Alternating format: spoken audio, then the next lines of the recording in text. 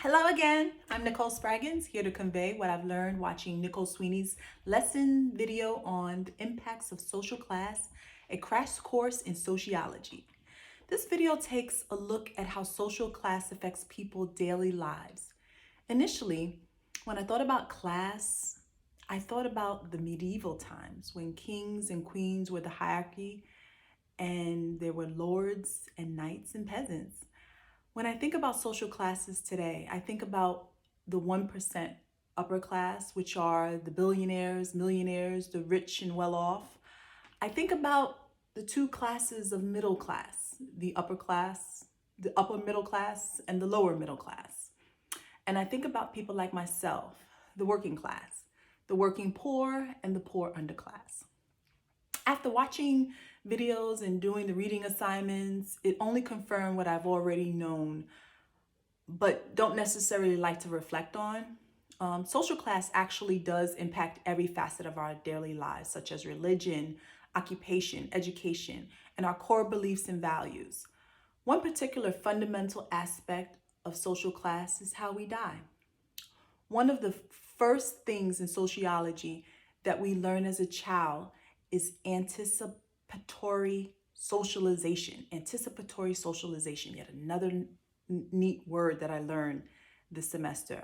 Anticipatory socialization is learning to fit into a group like gender or race. I'm a girl, I'm Black, I'm a Black girl. Anticipatory socialization. Class socialization is what parents teach their children along with the values that go with it. Example, my mother used to say we were poor and anything that we hope to get and wish for, if we were blessed and lucky enough to get, we should appreciate it and be grateful. Class socializations with values of appreciation and gratefulness. So anticipatory socialization and class socialization are the beliefs and values that parents pass on to the next generation. Very important lesson learned this period of instruction and in sociology, in this sociology video, was that our socioeconomic status plays a huge role in the class gaps in educational attainment. What this means is where you live determines what schools you will go to and perhaps predict if and when you will attend college. An American author and sociologist named Annette Lareau explained in her book that parents' approach parenting differs vastly from class. An example that Nicole Sweeney used in her video was that a parent simply telling a child to eat their broccoli. A parent from a lower class socioeconomic class might add, well, eat your broccoli. We don't waste food, so make sure that you eat your broccoli because you're not going to get anything else. But what a parent from a higher socioeconomic class might explain the benefits of eating broccoli or the benefits of eating vegetables altogether and talk through the decisions to encourage an autonomy.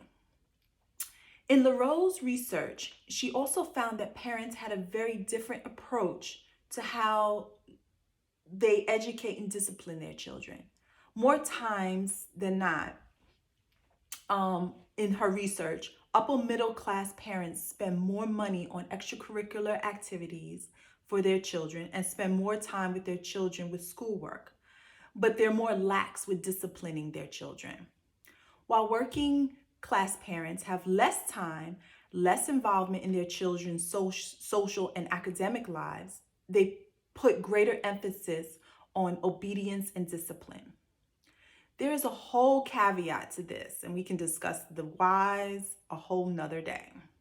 Americans of lower socioeconomic status tend to have worse health and shorter lifespans. An example would be the owner of a company that I work for will probably outlive me because of his class status. Let's say he's upper class, which means he has more resources and access to better, if not the best health care that money can buy. Let's say I probably fall into the lower middle socioeconomic class.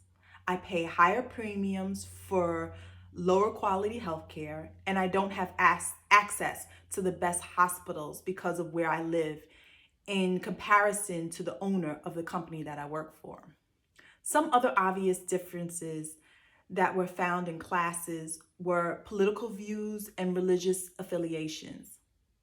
Thank you, Nicole Sweeney, for an excellent crash course in sociology. And this is Nicole Spraggins, HU Diversity and Global Awareness, signing off.